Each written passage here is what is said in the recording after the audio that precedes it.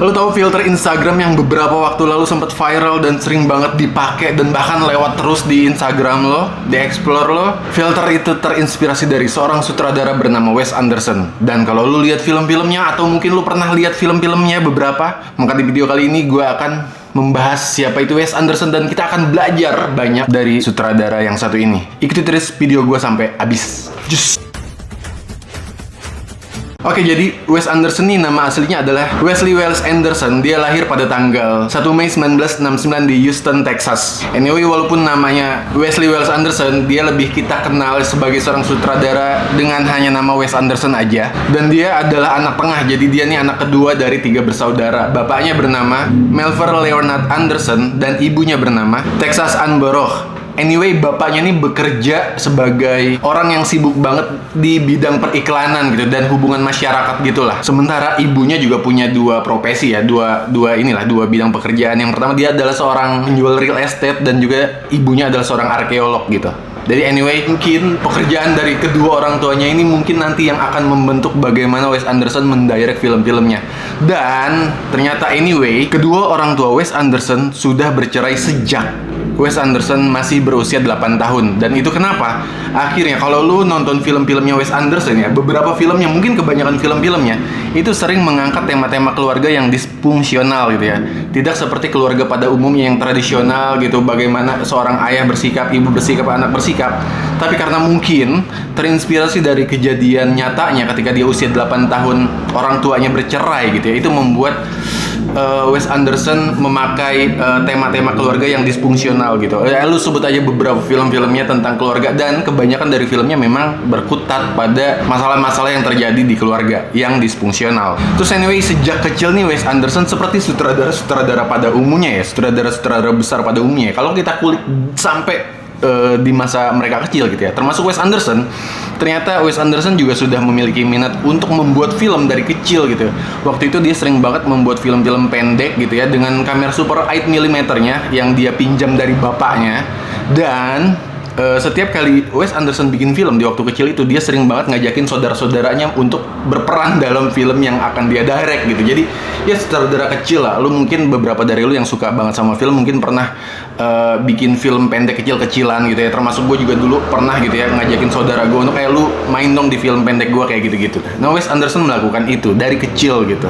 Jadi minatnya tuh sudah terbentuk dari awal, dari kecil gitu. Dan mungkin itu pelarian juga dari masalah hidup yang dialami Wes Anderson gitu ya. Jadi pelariannya ya bisa kemana aja, dan salah satunya adalah dia membuat film pendeknya itu dengan super 8mm. Tapi anyway, walaupun pada awalnya nih sebenarnya dia lebih curiosity-nya tuh ingin menjadi seorang penulis gitu. Tapi anyway, seiring berjalannya waktu, akhirnya dia kayak bergeser sedikit gitu, kayak pengen menjadi seorang director dalam sebuah dalam sebuah industri film. Nah, si Wes Anderson ini menempuh jalur sekolahnya nih di St. John's School di Houston, tempat dia lahir juga, dan lulus pada tahun 1987. Terus dia kuliah di Universitas Texas yang letaknya tuh di Austin, dan jurusannya apa? Jurusannya adalah filsafat. Menurut gue ketika lu menjadi seorang sutradara ya, menurut gue ketika itu berpengaruh banget sih bidang studi apa yang lu ambil ketika lu kuliah, terus hal-hal apa aja yang lu sukai, hal-hal apa aja yang pernah lu alami selama di masa-masa lampaunya lu gitu ya. Nah, Wes Anderson waktu itu ketika kuliah dia mengambil bidang studi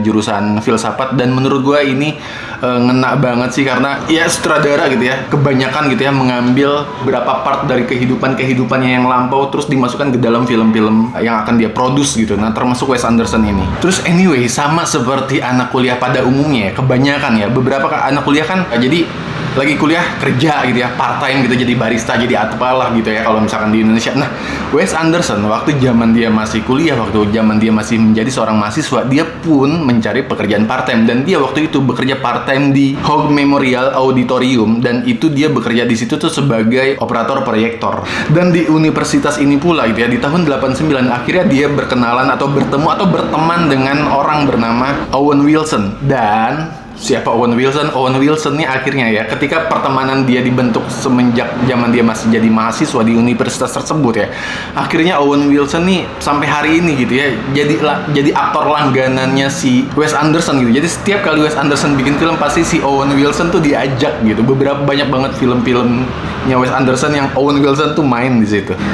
Jadi waktu itu saking akrabnya ya udah temenan deket, terus ya si Owen Wilson ini juga satu kamar nih bareng si Wes Anderson di zamannya kuliah dulu gitu. Nah jadi karena Wes Andersonnya udah suka banget bikin film dari kecil gitu ya, terus ya ketika dia masuk kuliah jadi passion si Wes Anderson mengenai film untuk membuat banyak film itu tuh nggak selesai atau nggak berhenti gitu. Jadi terus dia memupuk kecintaannya dia terhadap film gitu sampai kuliah pun gitu ya, walaupun jurusannya filsafat. Jadi waktu itu karena sekamar bareng si Owen Wilson ini, akhirnya si Wes Anderson ngajakin si Owen Wilson gitu ya, ngajakin lagi jadi bahasa simpel gini, gue mau bikin film pendek, lu main jadi aktornya dong di film gue gitu. Dan film pendek itu dibuat sama Wes Anderson di tahun 1992 dengan judul Battle Rocket. Dan film ini karena bagus gitu ya, banyak orang yang suka, akhirnya film ini dikembangkan menjadi film layar lebar gitu, menjadi film fitur gitu ya. Tadi kan Battle Rocketnya kan film pendek aja kan. Akhirnya ketika bagus gitu ya, dianggap bagus, dianggap menarik, ini filmnya ini dipanjangin gitu jadi sebuah film panjang, jadi sebuah film fitur, dan itu dirilis pada tahun 1996. Dan film Battle Rocket akhirnya menandai seorang Wes Anderson sebagai sutradara dengan debut film pertamanya, Battle Rocket. Jadi ini Battle Rocket yang film panjang ini adalah film pertamanya si Wes Anderson gitu. Dan film panjang pertamanya ini adalah diangkat dari film pendeknya yang dibuat sama si Owen Wilson itu. Gile. Keren ya? Mantep sih. Gue juga sempet maksudnya ini intermezzo aja ya. Jadi kalau lo pernah nonton film horor yang judulnya Annabelle, itu kan sutradaranya tuh kalau nggak salah namanya David Sandberg. Nah David Sandberg ini modelnya kayak si Wes Anderson juga sih. Jadi David Sandberg ini waktu itu sering banget bikin film pendek ya 1 menitan 2 menitan di channel YouTube-nya yang judulnya Lights Out gitu. Kalau lu nonton sekarang juga ada sih, lu searching aja Lights Out gitu di YouTube. Dan film pendek dia itu banyak yang nonton, banyak yang suka, sehingga waktu itu Warner Bros nelfon si David Sandberg gitu ya, lu datang ke WB deh, ke Warner Bros, kita bikin film panjang, kita bikin versi film panjang dari film pendek lu gitu. Jadi menurut gua banyak sekali sutradara sukses yang berawal memang dari pembuatan film pendek gitu. Ketika film pendeknya dilirik gitu ya sama orang, atau sama orang ya investor, produser gitu ya, eksekutif gitu, ketika suka sama film lo, mereka pasti akan nelfon lo dan film pendek lo panjangin deh, kita bikin panjangnya gitu, kita masukin ke bioskop, kita rilis lebih besar kayak gitu-gitu. Nah Wes Anderson melakukan itu di Battle Rocket. Anyway, walaupun film Battle Rocket dianggap tidak sukses secara komersil, tapi ini nggak menghasilkan lah duit, nggak ada profit gitu ya. Tapi Wes Anderson tetap happy. Kenapa? Karena seorang sutradara bernama Martin Scorsese menganggap bahwa film ini punya daya tariknya tersendiri. Gile, Martin Scorsese muji film lo. Itu kan lebih mahal gitu kan. Dan bahkan Martin Scorsese bilang bahwa Battle Rocket adalah salah satu film yang menjadi favoritnya, karena katanya film ini mampu menangkap kegembiraan dan interaksi antar karakter tuh ya, yang sangat sederhana, walaupun sederhana tuh ketangkap gitu sama film ini. Dan itu kan hasil kerja keras dari Wes Anderson dan teman-temannya atau kru-krunya gitu ya. Jadi ya Wes Anderson dianggap berhasil lah menurut Martin Scorsese dalam film pertamanya ini, si Battle Rocketnya ini. Wow. Terus kesuksesan berikutnya juga ketika si Wes Anderson membuat film lagi yang berjudul Rushmore. Ini film rilis tahun 1998. Ini adalah sebuah film coming of age ya. Jadi sebuah cerita tentang remaja yang beranjak dewasa, itu sebutannya coming of age tuh. Dan di film ini menandakan kolaborasi pertamanya Wes Anderson dengan aktor bernama Bill Murray, sehingga akhirnya di film-film selanjutnya setelah si Rushmore ini, Bill Murray itu sering banget diundang sama si Wes Anderson untuk bermain di film-filmnya si Wes Anderson gitu.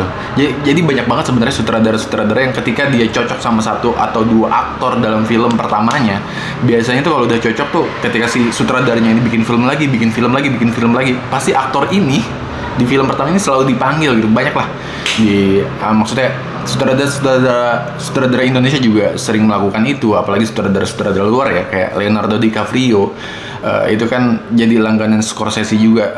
Terus ada Robert De Niro yang jadi aktor langganannya Scorsese juga, banyak banget gitu. Nah, Bill Murray ini jadi langganannya aktor si Wes Anderson inilah di filmnya ini, Wes Anderson.